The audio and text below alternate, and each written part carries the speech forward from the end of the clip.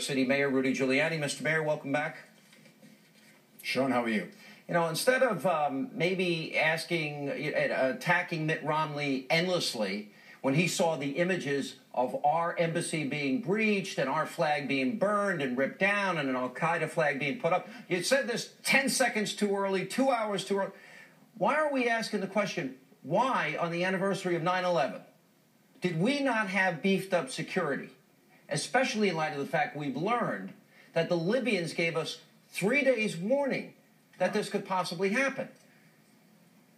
Well, I think this is an attempt by the administration. I think this whole weekend with Susan Rice and the people that were on television, this is an attempt to kind of spin your way out of it. I think the administration wanted us to all believe the narrative that they had conquered al-Qaeda, that al-Qaeda was defeated, that the killing of bin Laden meant the end of al-Qaeda. Simple fact is that isn't true. Al-Qaeda is extremely dangerous. There are related terrorist groups that are even more dangerous, possibly.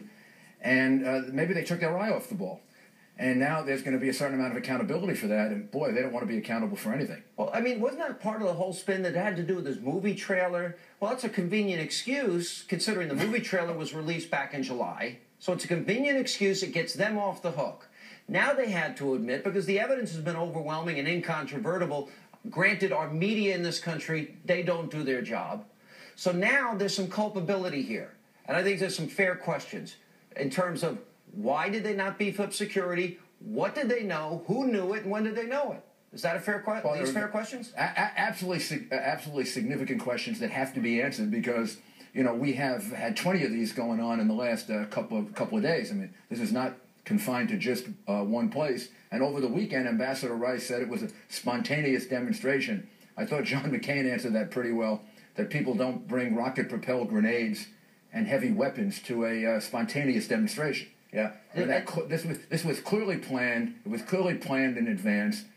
It was, and they hate to say these words, this administration, this was an Islamic extremist terrorist attack. Just the same way they acted with Major Hassan. They couldn't figure out that was a terrorist attack, an Islamic extremist terrorist attack, when Major Hassan yelled out Allah Akbar while he was slaughtering people. Yeah, all right, so you got that case, and it's overseas contingency operations, man-caused disasters. You know, there are pictures available of the ambassador. His body is dragged through the streets, very reminiscent of Mogadishu.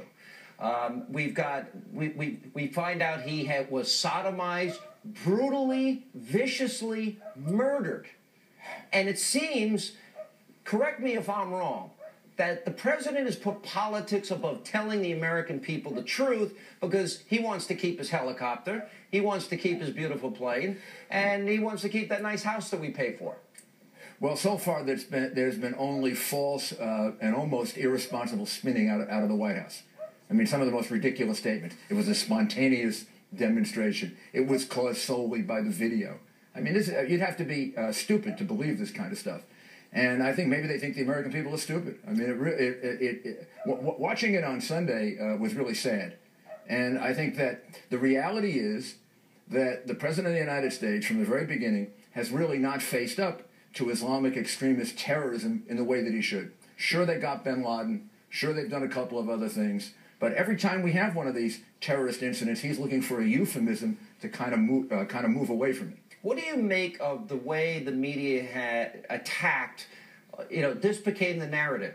Mitt Romney came out early. Well, Mitt Romney saw the images of our flag being burned, an al-Qaeda flag being hung up, and death to America.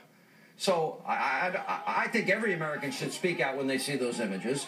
What do you think of that attack? And then you fast forward to this week, and we've got a new narrative, and it's all about a tape that we now discovered that, whoops, there's we don't have the whole tape. We were told there was the full tape, the full amount of... Now we find out that's not true either. And I wonder what exculpatory words were taken out that they maybe conveniently lost. I mean, here's the end result, Sean, right? A week later, it turns out that Governor Romney was right. We shouldn't have apologized.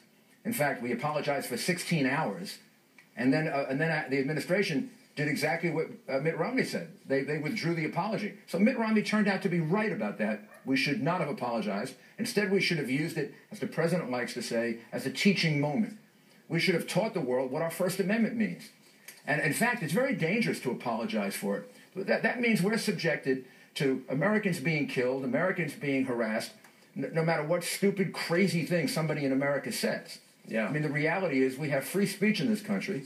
We didn't say it. You didn't say it. The government didn't say it. What we should have said was, the government has no responsibility for this. Yeah. It shouldn't be held against Americans. So I think Mitt Romney made the right point.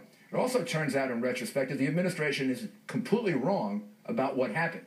This was not a spontaneous demonstration. In fact, it's embarrassing that they still have that narrative out there. And I think the ambassador of the United Nations should apologize for that very, very ignorant remark. Now, should the